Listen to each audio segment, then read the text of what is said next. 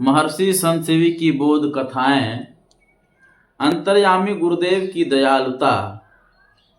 हमारे परम पूज्य गुरुदेव जी महाराज ने बिंदु और नाद की सुगंभीर साधना कर उस सत्य का साक्षात्कार कर लिया है, जिसके आलोक में वे किसी एक स्थल पर बैठे हुए ही समस्त विश्व को देखते रहते हैं। गत भाद्रपद की बात है, मुझे कार्यवश कटिहार जाना था।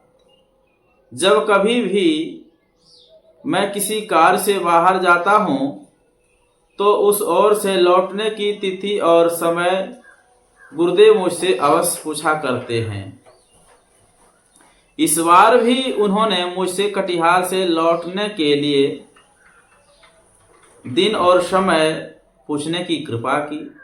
मैंने हाथ जोड़कर कहा, अगले बुधवार को वहां से दोपहर की गाड़ी से यात्रा कर उसी रात्रि में यहाँ श्री चरणों में उपस्थित हो जाऊंगा।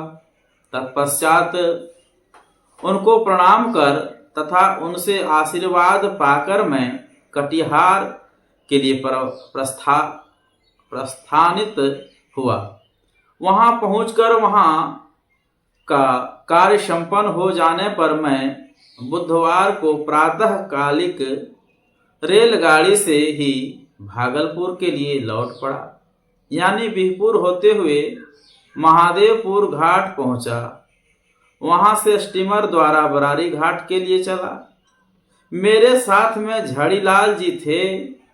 स्टीमर अभी किनारे से थोड़ी दूर था।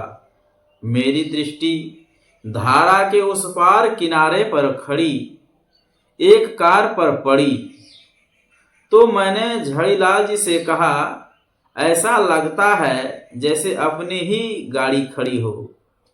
झड़ीलाल जी ने कहा, जी नहीं, गाड़ी किसी दूसरे की होगी, क्योंकि हम लोगों के यहाँ पहुँचने की तो बात रात को थी और इस समय के लिए किन्हीं को ज्ञात भी नहीं करवाया गया।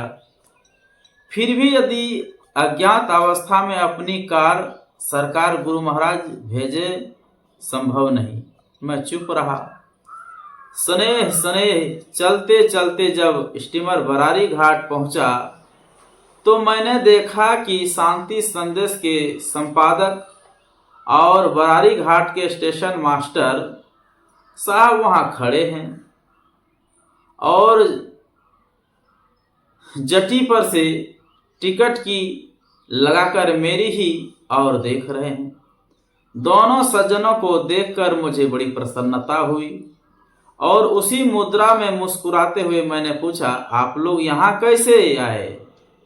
संपादक जी ने उत्तर दिया, गुरुदेव की आज्ञा हुई कि अभी इस स्टीमर से संतसेवी जी आ रहे हैं, गाड़ी बरारी ले जाइए। उन्हीं की आज्ञा से आप लोगों को लेने आया हूं।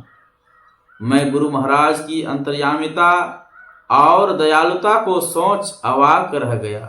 ओह, मुझ तुक्ष पर भी उन महान आत्मा की कितनी महती करुणा है। इनकी महिमा अनंत है। इतना ही नहीं, यह तो बाह्य जगत की बात हुई।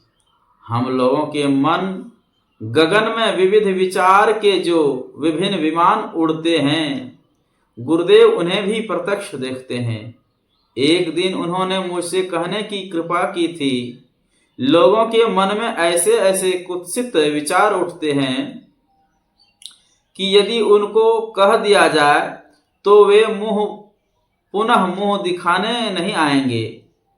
यह बात कि उन्होंने साधना करके सिद्धि पाली है, उनके लिए कोई बात असंभव नहीं है। श्री सद्गुरु महाराज।